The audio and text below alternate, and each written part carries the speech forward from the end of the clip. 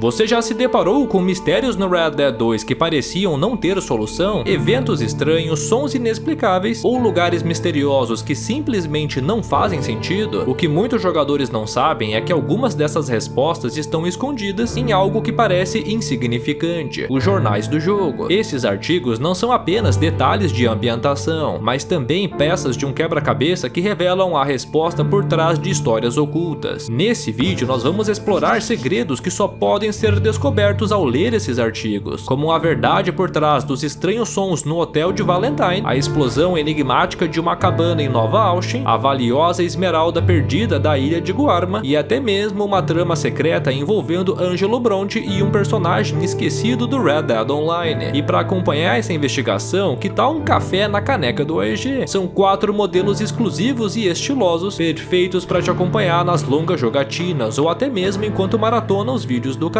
Você só encontra essas canecas na loja do AEG através do link na descrição. Então, sem mais delongas, bora pro vídeo. Para começar o vídeo com o pé direito, eu vou falar de uma das pautas que mais levanta dúvida no jogo. O que diabos são aqueles barulhos no hotel de Valentine?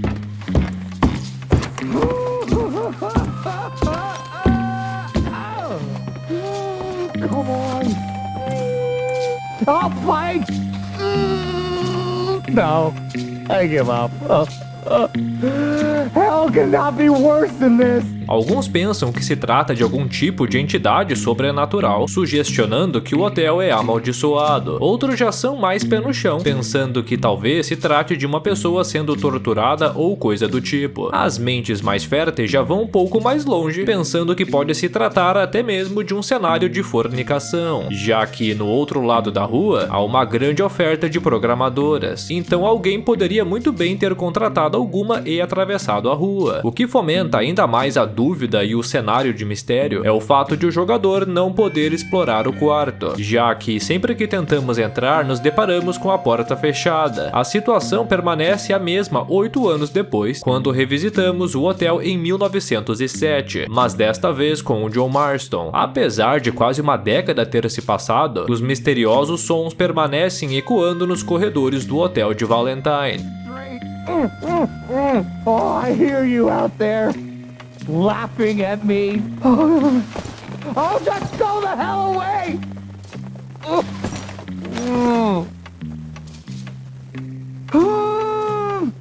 Mas junto com o epílogo veio a resposta para esta grande dúvida, com o lançamento da última edição dos jornais de Blackwater, Nova Hanover e Saint-Denis. O artigo é intitulado como Quarentena do Hotel de Valentine, revelando a trágica história por trás dos misteriosos sons, que se revelam ser de um homem rico chamado Herville Presley. Ele é um residente permanente do hotel há mais de 9 anos, que sofre de uma condição devastadora e debilitante relacionado ao sistema digestivo. Segundo texto, Presley começou a sofrer após um jantar comunitário em uma igreja, provavelmente a de Valentine. Desde então, ele foi acometido por dores intensas, descritas como espasmos agudos e convulsivos nos intestinos. Essas dores o transformaram numa figura reclusa, que raramente deixa o quarto, e o obrigaram a buscar incessantemente médicos e literatura na tentativa de entender a sua condição. Mas o impacto da sua doença não se limitou a ele. O artigo menciona que o quarto de Presley foi colocado em quarentena, tanto por precaução quanto para evitar que outros hóspedes fossem expostos ao sofrimento audível causado pelas dores de Presley. Os médicos não chegaram a uma conclusão definitiva sobre a causa do problema, mas levantaram possibilidades que variam de desordens hepáticas e renais até uma condição mais ampla de má circulação sanguínea ou sangue ruim. Em resumo, o cara tá ali há mais de 8 anos tentando dar uma cagada. Os médicos não têm ideia sobre qual mal acomete o homem, mas eu vou te falar que tem uma ideia. Agora eu vou te contar 2 curiosidades rápidas sobre esse homem. É possível desvendar esse mistério logo no capítulo 2 do jogo, durante a missão Alta Sociedade no estilo de Valentine, não precisando aguardar até o epílogo. Para isto, basta tentar entrar no mesmo quarto durante a missão, já que, diferente do Free Run, desta vez ele estará aberto, nos propiciando esse momento maravilhoso onde pegamos o homem no flagra.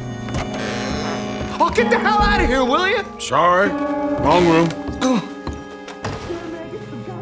A segunda curiosidade é se usarmos um mod de câmera livre para entrar no quarto durante o free run. Fazendo isso, iremos nos deparar com um NPC aleatório, diferente daquele que avistamos durante a missão. E por fim, a terceira curiosidade é que a escolha do nome Herville Presley pode ser uma referência direta ao lendário Elvis Presley, o rei do rock. Esta conexão não é apenas um detalhe curioso, ela também carrega possíveis paralelos entre a história do personagem e a vida real de Elvis. Assim como Herville Presley vive recluso no hotel, lutando contra uma condição debilitante que impacta tanto a sua vida quanto a de quem está ao seu redor, o Elvis também enfrentou problemas de saúde, incluindo complicações intestinais nos seus últimos anos. Ele passou boa parte desse período isolado em Graceland, distante da vida pública, enquanto lidava com uma série de doenças e o peso da sua fama. Essa ideia de isolamento forçado, seja por razões de saúde ou pelo fardo da própria existência, pode ser vista como uma homenagem sutil e melancólica a Elvis Presley, que é lembrado não apenas pelo seu talento, mas também por sua trágica luta pessoal. Mas me conta aí, tu já conhecia toda essa trama por trás dessa pequena história? Bom, isso eu não sei, mas eu tenho certeza que tu já ouviu falar da Friga Games, pois eles são o melhor lugar para tu pagar barato nos teus jogos de PlayStation e Xbox, com o teu jogo chegando no mesmo dia caso tu o compre até às 9 horas da noite. Nesse mês de dezembro, eles estão com preços incríveis em vários jogos, como o clássico Resident Evil 7, que tá saindo por apenas R$ 29,90 para PlayStation. Outra oferta incrível é o Sekiro, que tá saindo por apenas R$ 49,90, enquanto tá custando extorsivos R$ 274,50 na PlayStation Store. Outros jogos incríveis também estão com o preço lá no chão, incluindo Dark Souls 3, a franquia Spider-Man, Assassin's Creed Valhalla, The Last of Us Part 2, entre outros. Não deixa de clicar no primeiro link da descrição para conferir todas as ofertas, pois elas são válidas apenas enquanto durarem os estoques. Só não esquece de botar a entrega premium no carrinho, pois ela garante que o teu jogo chegue em poucos minutos e também te dá a chance de ganhar uma caneca do EG nas tradicionais lives de sábado. O último ganhador foi o Matheus Bittencourt Gonçalves, então quem sabe tu não é o próximo sortudo.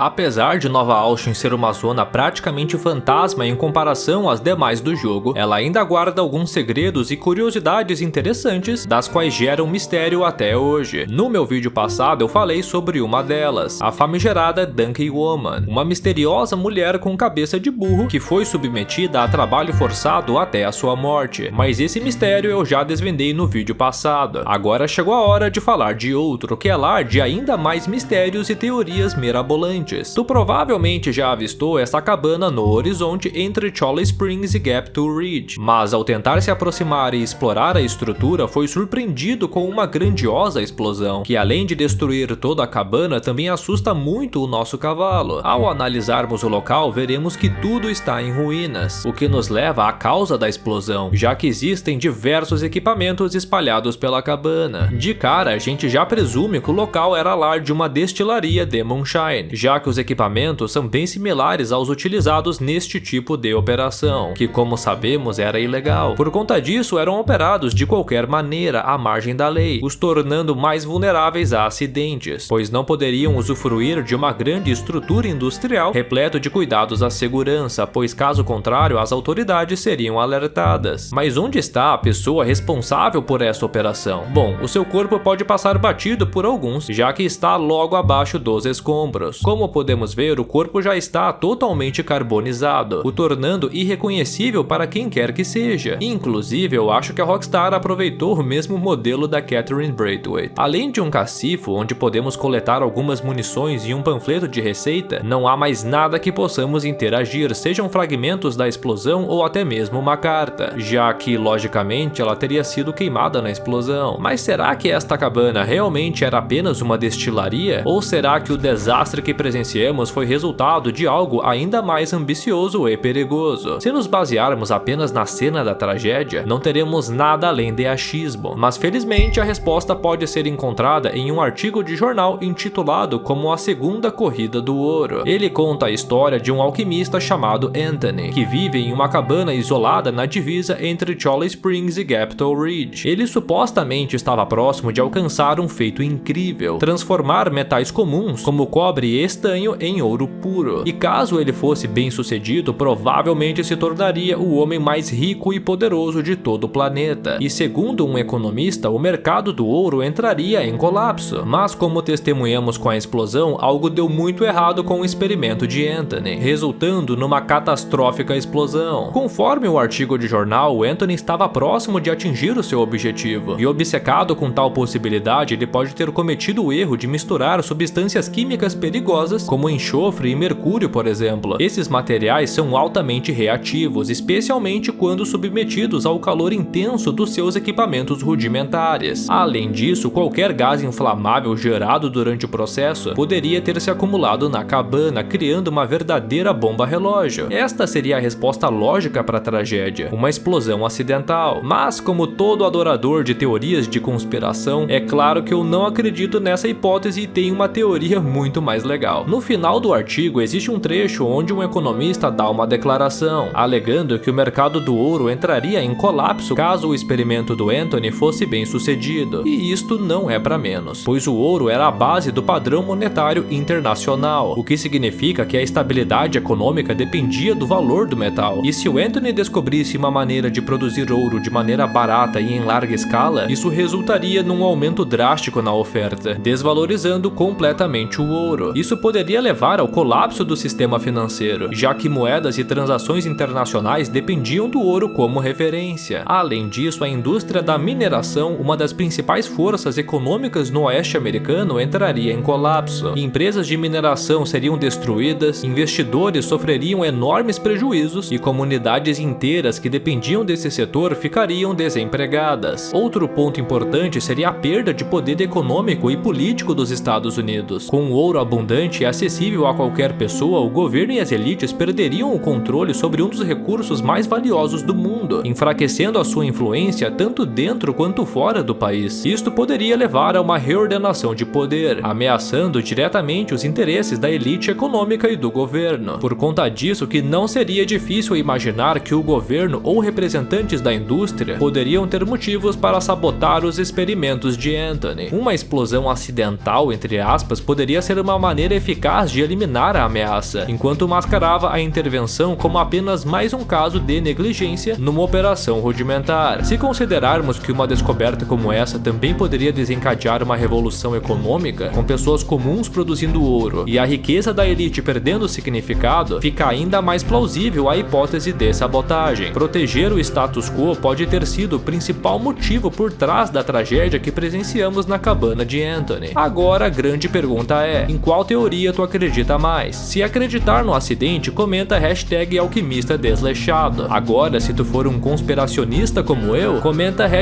#alquimista-sabotado. Ah, e antes que alguém me pergunte, caso tu use o mod de câmera livre para explorar o interior da cabana, não vai encontrar nada além de um cômodo vazio. Eu mostrei isso na última live do AEG, onde explorei os melhores mistérios do jogo. A explicação para este vazio é bem simples, já que pelo fato da cabana explodir a muitos metros de distância do jogador, não haveria razão alguma para Rockstar se dar o trabalho de colocar um NPC lá dentro.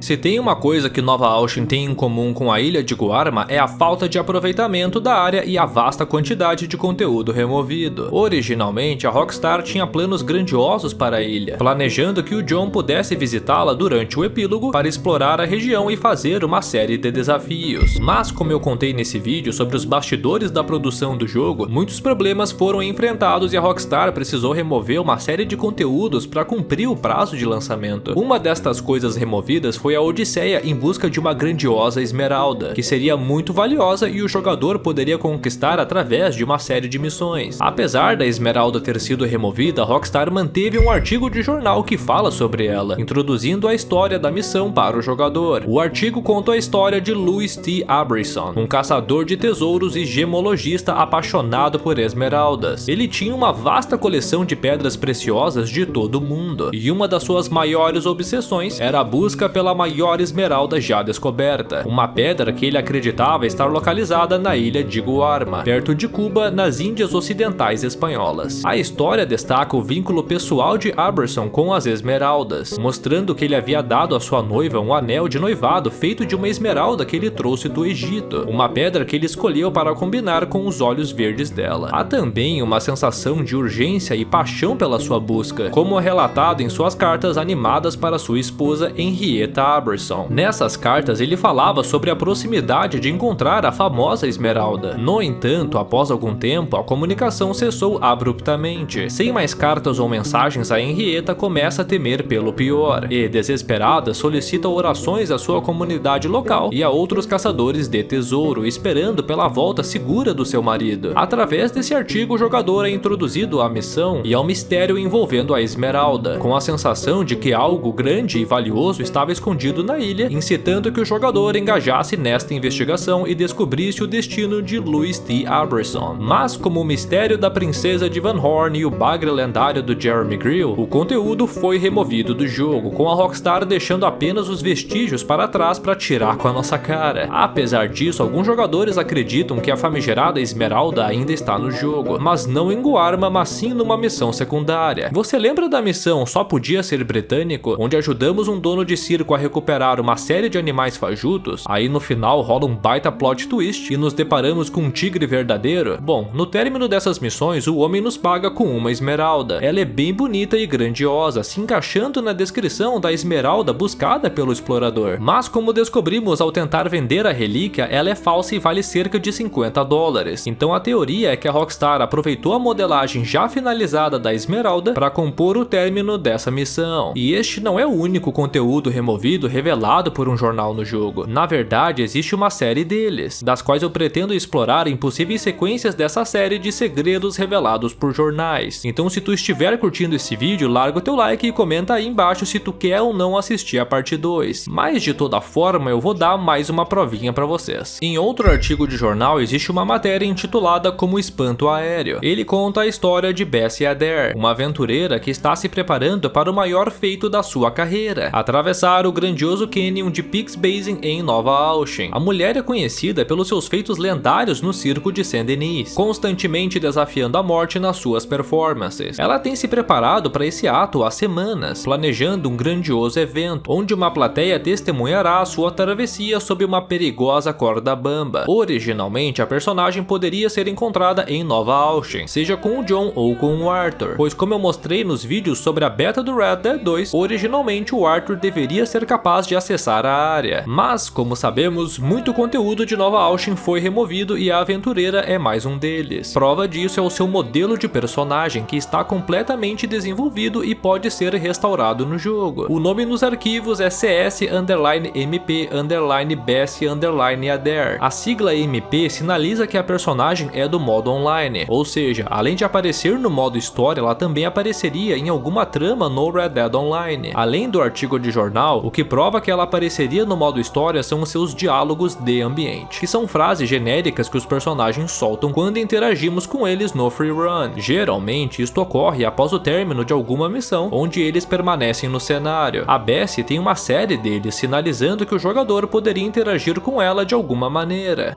If you can't treat people with respect, what's the point, I say? Oh? Well, nice to meet you. See you around. Hey there. Hi! Beautiful day. It really is something. Well, all the best. Bye now. I need your money, lady. Hey, you can't be serious. Hurry up or I swear. I don't have anything, nothing. Give it to me. Here, how about this? You're What's lucky you're still happening? breathing. Get. You need to get away from me, or else. Eu presumo que a missão provavelmente seria composta por uma busca por itens, com a mulher solicitando que o jogador pegasse alguns materiais para o desempenho da sua performance. Mas como eu contei no vídeo sobre os bastidores do Red Dead 2, os chefões da Rockstar mandaram os desenvolvedores remover uma série de missões da trama, por entenderem que elas eram muito simples e genéricas. Se estipula que cerca de 5 horas de conteúdo inédito tenha sido removido, e isso certamente inclui essa missão da aventureira. Não deixa de assistir a esse vídeo, pois ele é de suma importância para você entender como que o Red Dead 2 foi prejudicado por conta de uma série de problemas ao longo dos seus 8 anos de desenvolvimento. Para fechar o vídeo com chave de ouro, nós iremos até a majestosa Saint-Denis, lar do gangster Angelo Bronte, italiano que domina todas as esferas da cidade com a sua influência e, claro, muito dinheiro. Esse adorador de espaguete é um homem implacável. O Bronte não pensa 2 vezes antes de eliminar quem ousar ameaçar o seu reinado. Como esquecer o que ele fez com o Dutch? O patriarca apenas demonstrou interesse em lucrar na cidade, mas isso já foi o suficiente para entrar na mira do poderoso mafioso. Roubar, matar, sabotar são coisas válidas para o Bronte desde que sirva ao propósito de fortalecer o crescimento do seu império. E uma das provas mais sombrias da sua crueldade está estampada em um artigo de jornal intitulado como Homem da Lei Encontrado Morto. A matéria relata que o oficial Henry Jenkins foi encontrado morto na última terça-feira, vítima de um tiro na cabeça, num ataque descrito como uma emboscada. O veterano foi encontrado inclinado para frente na sua casinha de banho, nos fundos da residência onde vivia com a sua esposa há 20 anos. O Jenkins liderava uma investigação contra ninguém mais e ninguém menos que Angelo Bronte, um entre aspas proeminente empresário local. Coincidência? Eu acho difícil de acreditar. O Bronte, claro, enviou as suas condolências como um perfeito cavalheiro. O jornal descreve que o italiano sempre foi um grande apoiador da lei e da ordem, frequentando eventos sociais e financiando causas como escolas e cuidados para idosos. Mas as acusações de envolvimento com contrabando e extorsão sempre o seguiram como uma sombra. Esse artigo de jornal mostra claramente que o Bronte exercia influência no jornal, seja através de suborno ou pelo puro medo. Pois vale a pena lembrar, o italiano cobra uma taxa mensal de proteção de todos os estabelecimentos da cidade, e é muito provável que o jornal esteja entre esses comércios. Mas a curiosidade aqui não está puramente no fato relatado pelo jornal, pois convenhamos, um inimigo do Bronte sumindo nunca vai ser uma notícia inédita. A curiosidade está na identidade do homem assassinado, Henry Jenkins. Alguns podem não lembrar, mas esse homem aparece na introdução do Red Dead Online, junto do oficial Milliken, que inclusive aparece na missão em que resgatamos o John de Sisika. A dupla é encarregada de conduzir alguns prisioneiros, incluindo o protagonista do Red Dead Online, até serem rendidos pelo Horley e forçados a fugir. O destino de Milliken nós já conhecemos. Ele permaneceu trabalhando na penitenciária de Sisika, sendo rendido pelo Arthur e provavelmente morto durante a triunfal fuga da penitenciária. Mas o destino de Jenkins fica aberto, tendo em vista que, diferente do seu companheiro, ele nunca retorna fisicamente ao modo história. A sua única aparição é neste artigo, que dá fechamento ao seu arco narrativo. Diferente do seu colega, o Milliken resolveu seguir carreira como investigador na polícia de Saint-Denis, até cruzar o seu caminho com o destemido italiano. E levando em consideração que o Bronte tinha o chefe de polícia Lambert no bolso, o seu lacaio provavelmente o avisou dos avanços do seu subordinado na investigação, culminando no trágico assassinato de Milliken. Mas e você, já conhecia essa trama secreta envolvendo o guarda do Red Dead Online? Eu amo como que a Rockstar cria essas subtramas complexas, reservada especialmente para os jogadores que querem se aprofundar na trama. O Bronte tem um arco narrativo incrível na história, e eu acho que já passou da hora de eu criar um vídeo especial falando exclusivamente sobre ele, contando a história de ascensão e queda do seu império do crime em Saint-Denis. Se tu estiver interessado em assistir esse vídeo, comenta a hashtag faz o vídeo do Bronte aí embaixo. Dessa forma eu posso tirar uma temperatura se vocês querem ou não que eu faça esse vídeo. E já que estamos falando de Red Dead Online, tu já parou pra pensar por que a Rockstar decidiu abandonar esse modo, com o jogo não recebendo novas atualizações de conteúdo há anos? Recentemente eu postei um vídeo sobre isso, contando toda a história de polêmicas do Red Dead Online, que englobam problemas de conexão nos servidores, modos de jogo pouco pouco empolgantes, mas principalmente a sua economia extremamente desbalanceada e injusta. Você sabia que existem casos onde uma mera pistola Mauser custa 5 vezes mais comparado ao modo história? Para ficar por dentro de tudo isso e descobrir por que a Rockstar abandonou Red Dead Online e se algum dia o jogo retornará aos dias de ouro, basta clicar no card que vai aparecer na tela daqui a alguns segundos. Mas antes, um grande obrigado aos membros do canal do OEG que apoiam o meu trabalho mensalmente, recebendo uma série de benefícios como agradecimento, incluindo o sorteio mensal das canecas do OEG. Agora o vídeo tá aparecendo aí na tela. Na esquerda, o documentário analisando Red Dead Online e o que aconteceu com o modo. Na direita, o vídeo sobre o conturbado desenvolvimento do Red Dead 2 e as suas consequências para o produto final. A gente se reencontra daqui a alguns segundos. Um grande abraço e até mais. Tchau!